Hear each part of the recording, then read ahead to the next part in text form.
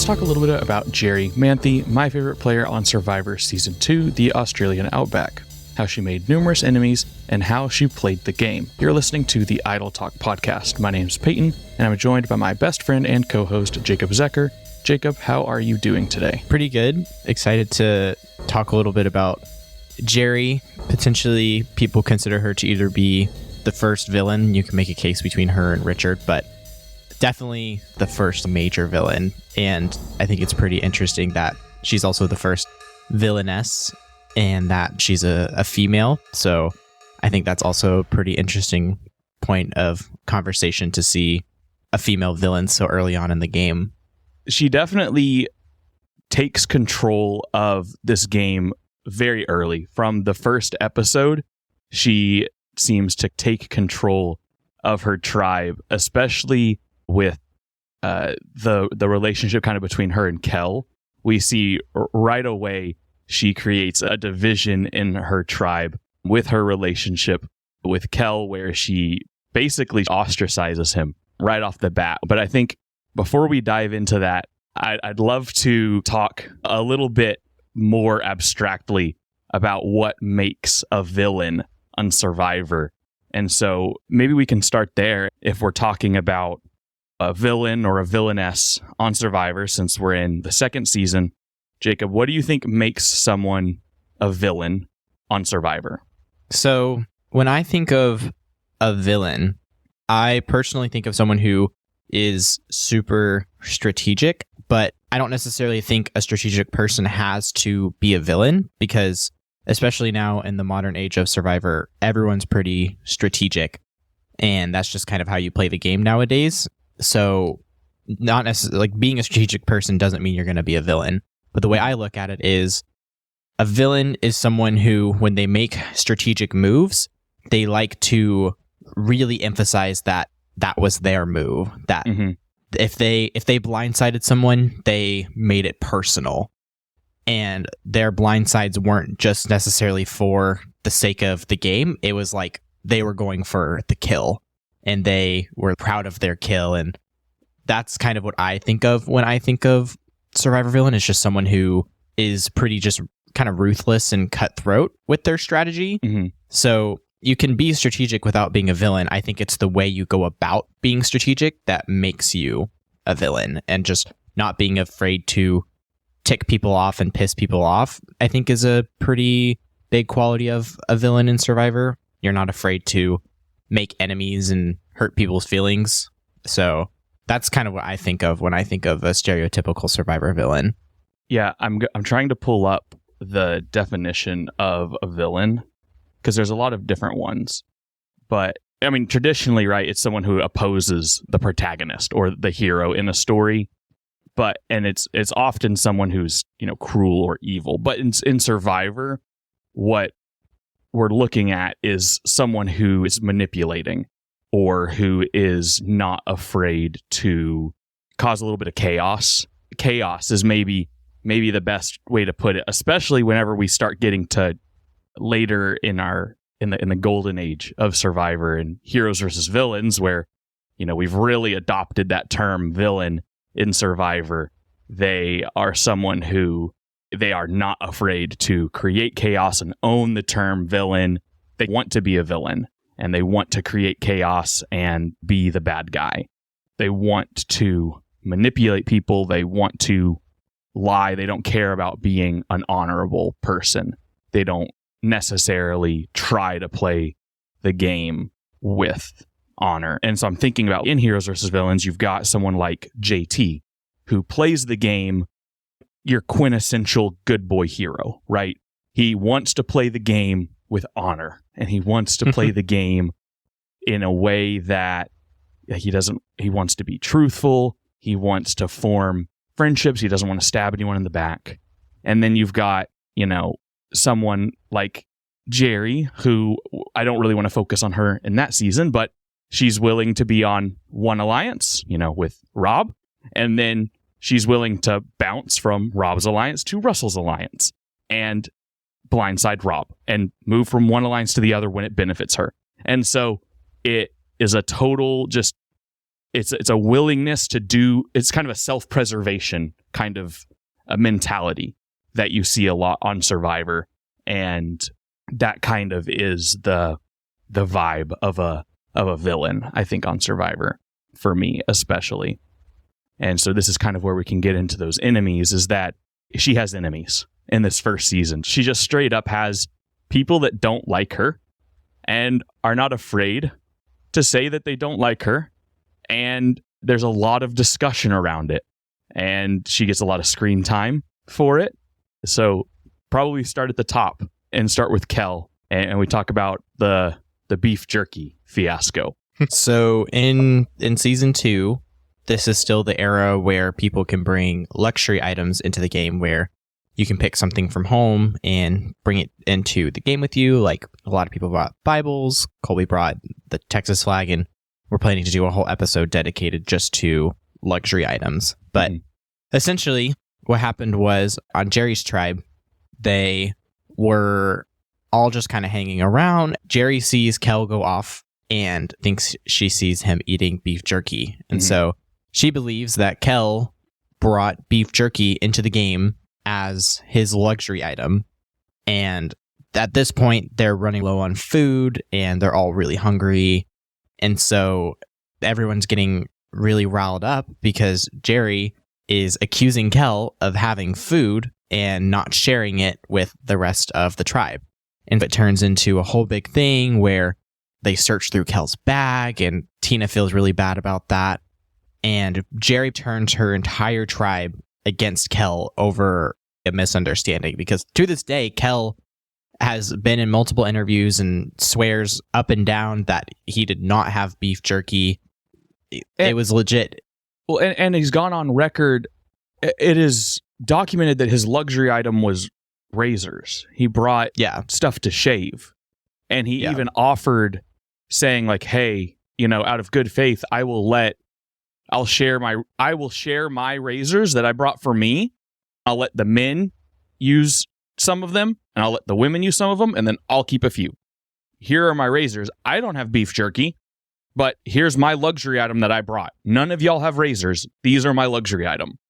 Yeah, over a whole misunderstanding, Jerri is able to turn her entire tribe against Kel, and he gets voted out at the next tribal council. Yeah, it's so weird. It's honestly just such a bizarre moment early in the season, and it's like, sure, they're hungry, but it's the first vote on their tribe. So they're only out there a few days at this point. It's not at the end of the season when they've been out there 30 plus days and they're like hardcore rationing and their camp's been washed away and all this sort of stuff, where they're really struggling. It's just, she's able to weaponize nothing. She's able to turn nothing into something and then turn it against Kel for apparently no reason. It's just because she doesn't like him. She just turns the whole tribe against him for no reason and gets him voted out because she can. And it comes across it's just incredibly villainous. It really is a villain move.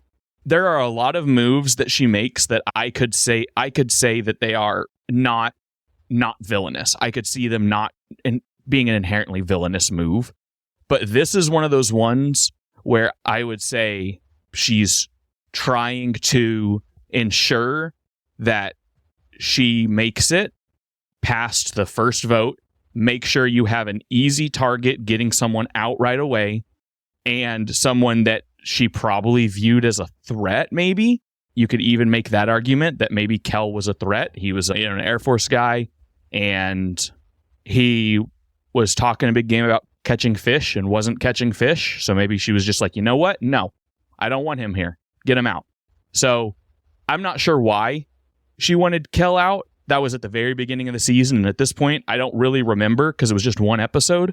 So it was very insane. But she got Kel out. And now I really want to get Kel on the podcast. I don't know what we could talk about because he was only in the Outback for a couple of days. And so there's really not a lot of conversation beyond beef jerky and fishing. But it was a very bizarre time that she just straight up accused him and turned everyone in the tribe against him right away. And everyone went along with it, even Tina. I think it also speaks to how good of a player a villain can be sometimes. The fact that Jerri was able to just make up this story and turn her entire tribe against him over a lie. When people very easily, they went through his bag, they knew he didn't have beef jerky, and yet they still voted him out.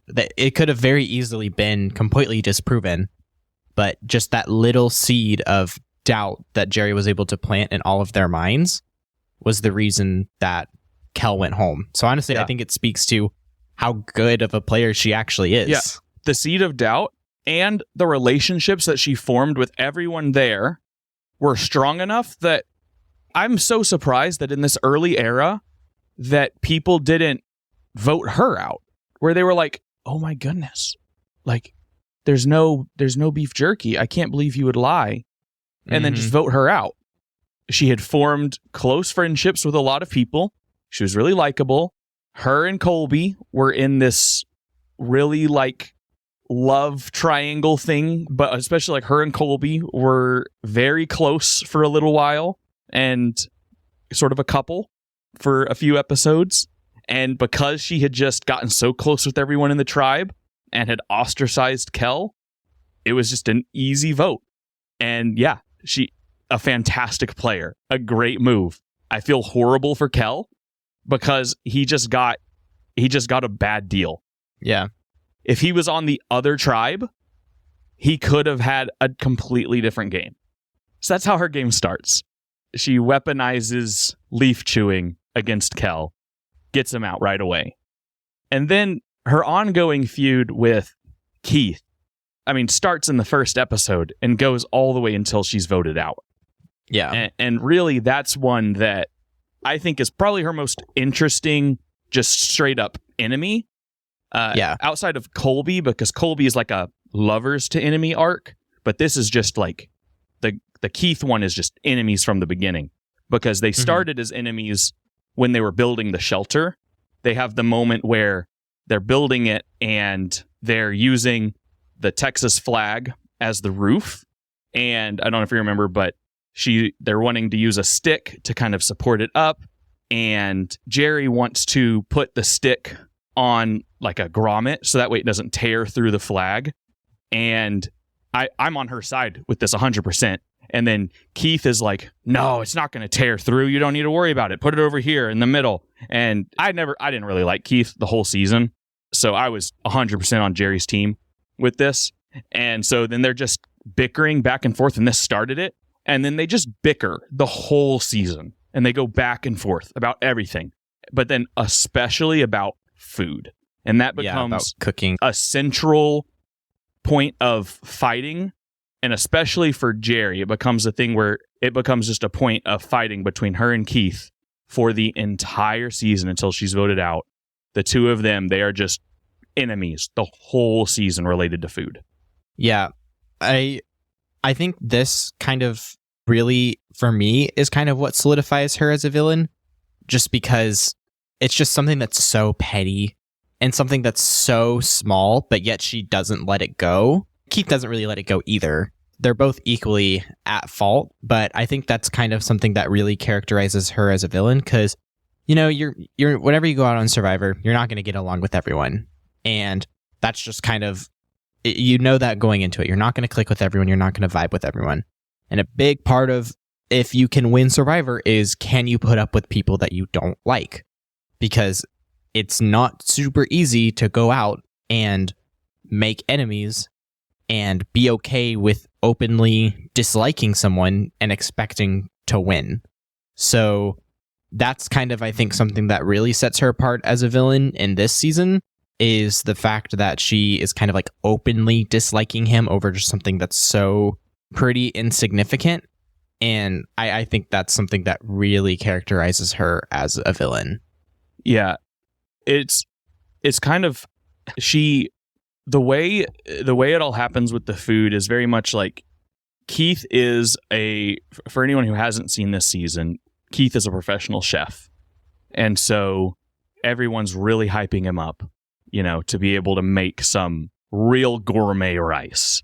They want him to really chef it up and cook some food. And she is just incredibly critical of his cooking. And so she's just very demeaning and just says very mean things to him and is always incredibly critical of him, very demeaning and very rude.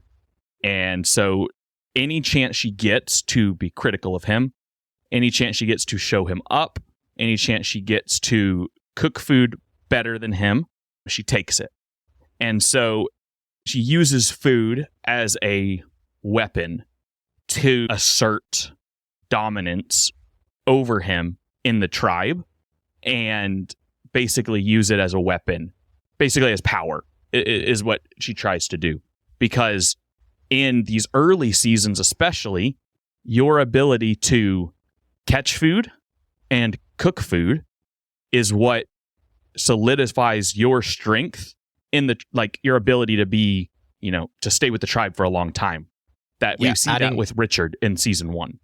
Yeah, being able to add value to the tribe is extremely important in these early seasons as compared to now. Mm-hmm. And so that's something that Keith really thought he was going to be able to bring to the table, especially in the Outback, where fishing is not as, there are fish kind of in the stream, but it's not as big of a deal. It's more about if you can catch food, can you cook it? And you've got rice and you're rationing it. Can you make it good? Can you use our resources that we have very limited? Can you make it as good as possible? And so because he's a chef, he brings a lot of value to the table.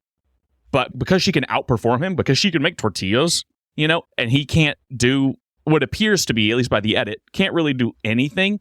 And she's essentially humiliating him out there and emasculating him is how he feels.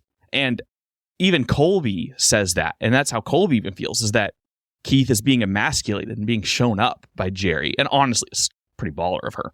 But she's doing this, and it is very intentional of her. And she's trying to get on his nerves and trying to make him feel weak and feel vulnerable and feel on the outs. She's doing it intentionally I think she's trying to do it to, 1, to entertain herself, and 2, to get an advantage. She's playing mind games because she wants to win the game of Survivor. It's a mental game. Whoever can be mentally strongest at the end probably is going to win. And so if you can make anyone else out there mentally weaker, you are naturally going to be mentally stronger. And so she does that the whole time. She attacks Keith mentally with mind games. She uses food because that's his whole life. That's what bro does. Bro cooks, but she's out there and she's cooking better. And that just drives him insane. He can't handle it. And it is just a rubbing point between the two of them consistently the whole season. And she uses that to her advantage. She recognizes it early on and sticks with it the whole time. It's brilliant. I think it's a genius move. They're playing Survivor, and it is all very mind game psychological almost. She's totally messing with him, and it is very villain behavior. It's like Russell burning everyone's socks. It's a lighter version of that, what it kind of feels like. Yeah. In kind of moving more towards her game post-merge, I think her continued actions are just kind of what leads to her downfall. Because the big reason that she ends up going home is because Colby flips on her, and Colby ends up sticking with Tina, Keith, instead of sticking with Jerri and Amber. And I think that's kind of the turning point that leads to the downfall of her game. And the big reason is Colby kind of just got fed up with the way that Jerri was acting, and he didn't like how she was being. I think especially when you have the contrast of Elizabeth, who was just such a nice person and super kind, there was just such a stark contrast there between those two players. And so Colby and finally eventually ends up realizing that Jerry is just kind of being a bully. Mm-hmm. And that's just what ends her game, is she just kind of takes it too far in the post-merge game. Yeah. And that's where we see, because food became this point of, Jerri became the food police on Ogakor because she could do it better than Keith. When the merge tribe came together, she assumed the food police role, and in doing that, she food policed Elizabeth, who is probably the sweetest, kindest, least deserving of bullying out there. And she's also just like a really fragile person because she's not doing the most in terms of, physical health. And so if she overcooks the rice, you cannot bully her. That it's just not going to go over well. And so, like you said, when Jerri is mean to her, everybody, they don't take it the same way as on Ogakor when bickering between her and Keith, that was normalized. When she goes after Elizabeth, people were thinking that she like kicked a puppy, basically. Yeah. But it's like, it's a sickly, abused puppy. So it's even less cool, Yeah. It's not all right. So that was where it wasn't even really Elizabeth was an enemy. It was just an unprovoked attack. Yeah. Jerri had really no reason to be cruel to Elizabeth. It was completely unprovoked. And I think that's kind of what really sets off in Colby's mind that he doesn't want to play with Jerri anymore. Elizabeth just did not deserve to be the target of any sort of negativity or harsh criticism. So, and then Colby ends up flipping, and that kind of leads to the trickling waterfall effect of Jerri going and then Amber going. Yeah, and at this point also, Colby had already moved away from Amber and Jerri as his primary alliance and moved over to Tina and Keith. Tina had already kind of swayed Colby away. Early on in this season, Colby and Jerri naturally gravitate towards one another. They're both two young, attractive people on the same tribe, and they naturally gravitate towards one another. They have the iconic moment where they're talking about chocolate.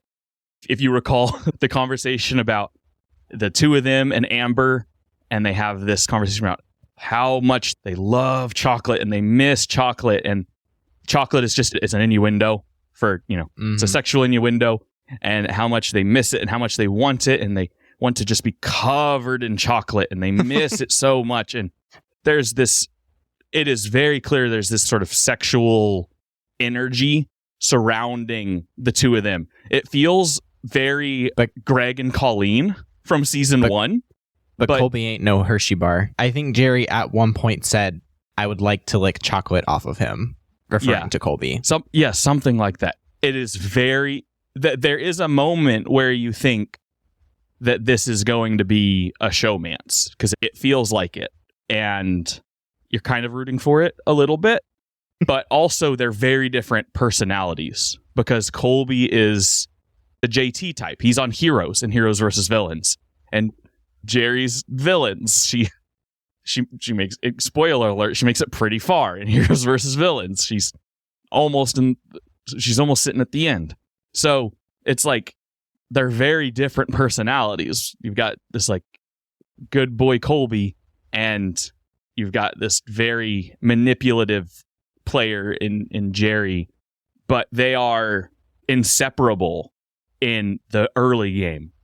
And then slowly, Tina kind of comes in and is putting, kind of like chipping them apart and breaking them apart. And it starts with Mitchell and flipping and getting Mitchell out. And we talked about that in the Tina episode. And so it's from that moment where now Colby is no longer just smitten with Jerri. Once Jerri is now sort of revealed to be a puppy kicker, Colby is fed up with her. And it is never more apparent than when they have to split up into pairs and do the challenge. Do you recall that challenge where they had to split up into pairs and she really wanted to be with Colby and they decided to do it randomly and they're still paired together, which is funny and ironic. And then, of course, the two of them win. And then the whole time she's referring to it as a honeymoon when they're going on their reward. And he is just not feeling it, but she's just continually acting as if they're on a honeymoon. And you can just kind of feel like, all right, her game's kind of coming to an end here. Every time Colby and Jerri play, they play together. They're never on a season without each other because they're both in Australian Outback, All-Stars, and Heroes vs. Villains. Those are the only seasons they play. Yeah. So I think it's really interesting that every time they play together. So I'm really interested to see what their relationship looks like in All-Stars. And I don't really remember. I know that Colby is the last hero voted out in Heroes vs. Villains. And Jerri makes it really far. So they are on the merge tribe together for quite a while. So I'm very interested to see what their relationship looks like there as well. Because I don't really remember how they interact in that season. And at that point, I hadn't known anything about Australian Outback when I watched it a while ago. So I'm really interested to see what their relationship is going to look like in future seasons. Yeah, I'm very curious to see how their relationship evolves with those two subsequent time jumps. It's going to be very past lives-esque, you know? Yeah. That's what it makes me think of, the movie Past Lives. Like, we're going to see little snapshots of they're not going to have seen each other for years, and we're going to have missed all this time in between, and then they're going to play this game for 30 days, and we're just going to see like a moment of their interaction with one another. I don't know if they're on the same tribe or not in All-Stars. I would have to guess not. I can't imagine they are, but that would be really fun if they are, but I'm not sure. Yeah. So, yeah, after that reward challenge where they go on the honeymoon, then she loses the next immunity challenge and then is voted out right after that. That's the last episode. She's voted out there in episode 10. And so that's kind of it's her send-off episode. We've already said that we feel like she went too far with Elizabeth, and that was a big part of her being voted out early. What else, if anything, do you think Jerri could have done differently to change the outcome of the game? Do you think there's any scenario that could have led to Jerri actually winning in the Outback? I don't think so, because I think whoever she sits with at the end, she loses to because people just didn't like her. You have Amber, who really liked her, and then I think if she didn't piss Colby off and those three ended up sticking together to the end, I think Amber or Colby wins over Jerri just because people just didn't like her. Tina didn't like her. Keith didn't like her. Elizabeth didn't like her.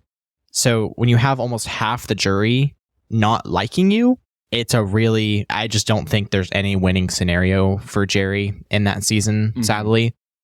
But I am really excited to start getting to seasons where villains actually win. I think that's really interesting to see when villains can actually win the game. And in terms of this season, I don't see, in my mind, any winning scenario. I think there are maybe scenarios where she can make it to the end, or at least make it farther than she did. But I don't think there's sadly, any winning scenario for Jerri in the Australian Outback. Yeah. I think the other thing that's probably worth mentioning, too, is that Jerri is the very first person to be blindsided in the history of Survivor, at least in terms of what we consider a blindside, a true blindside. She's probably the first real blindside vote. Someone who went in and was voted out without their knowledge, and everyone voted. Or they weren't expecting to get any votes, at least. Yeah. They thought their name was not on the chopping block at all. Yeah. And then the rest of the people there conspired to vote them out. And so that in itself makes her already pretty iconic, that they had to blindside her to get her out. And because if she knew that her name was on the chopping block, she would have stirred up some drama. She wouldn't have gone down without a fight. I don't think it would have changed the outcome, but Amber would have done something about it, right? Her and Amber, and because Amber was still in the game at that point, right? Because Amber was voted out after her. And so Her and Amber, and she may have been able to sway some other people, and it would have been interesting to just see what happens. I think what makes her so memorable for me, I just think that her personality as a player makes her super fun to watch. And that can be said about a lot of the players on this season. It's obviously, we talked about this when we did kind of our recap about the season and in the Tina episode. There are so many great players in the season. There are so many of them that come back for repeat seasons. We've said that.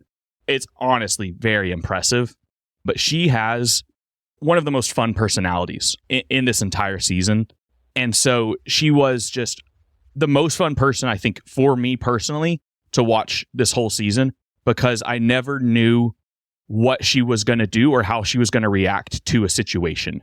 That is kind of the villain side of her, I guess, is that the villains are a little chaotic. They're a little volatile. You never know how they're going to react to a situation. You never know if they're going to be upset, if they're going to laugh, if they're going to cry. They're just going to be themselves and they're going to have fun. You never know if they're going to just get up at 6 o'clock in the morning and go fishing before Tina and Keith can, because they want to, and they just want to go fishing to go piss them off.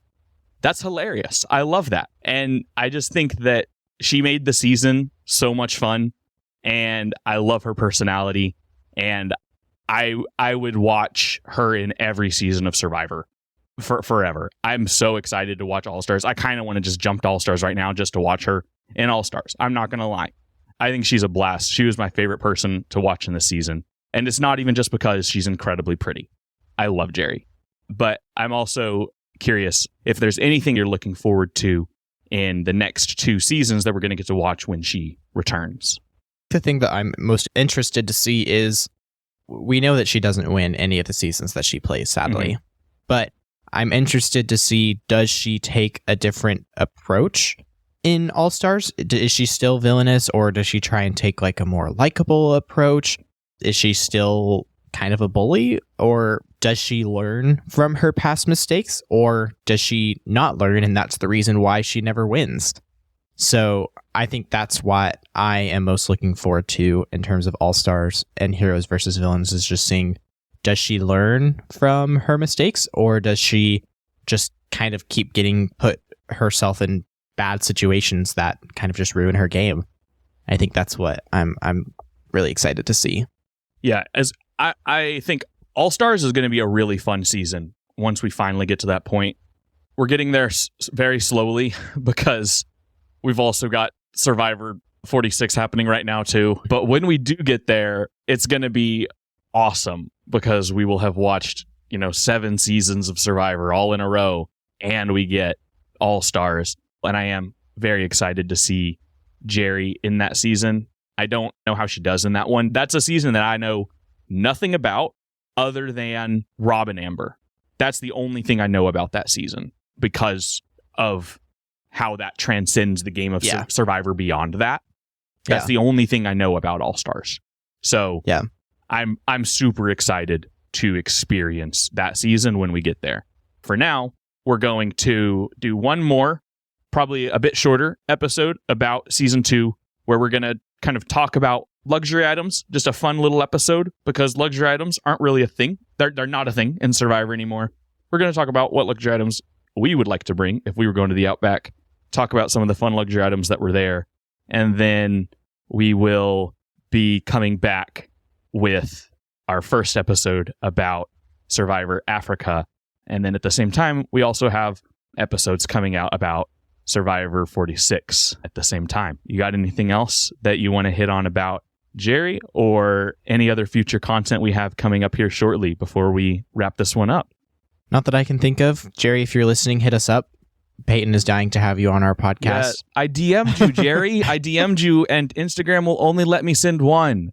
Please come on the podcast. Please. Yeah.